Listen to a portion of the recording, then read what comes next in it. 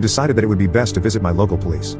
I took them the flash drive and tried explaining what I had seen, but of course it still contained nothing.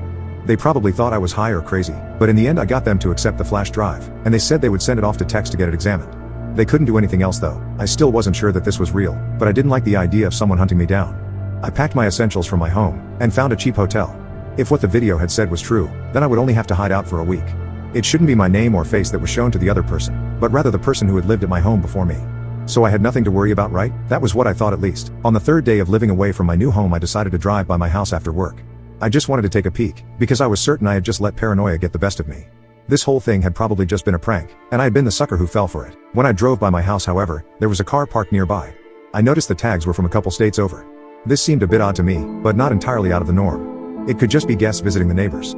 I decided not to stop though, and to go back to my hotel. Once I arrived back at the hotel, I began to prepare myself for bed. It had been a long day at work, and I had to do overtime again. All this added stress wasn't helping either. Just as I was about to crawl into bed, I heard something. Knock knock. There was someone at the door. This was definitely strange.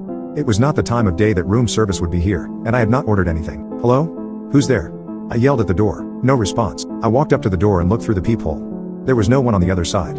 I opened the door and peeked out in the hallway. It was likewise empty. I shut and locked the door, making sure I placed the deadbolt on.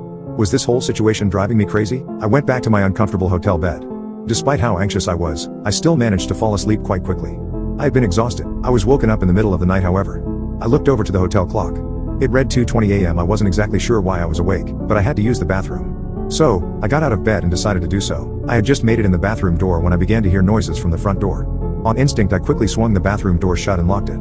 Just as I did so, I heard the main door click open. I heard the door catch on the deadbolt, but only for a second. Next, I heard the snapping of metal as the deadbolt was broken. Inside the bathroom, I realized my biggest mistake. I had forgotten my cell phone.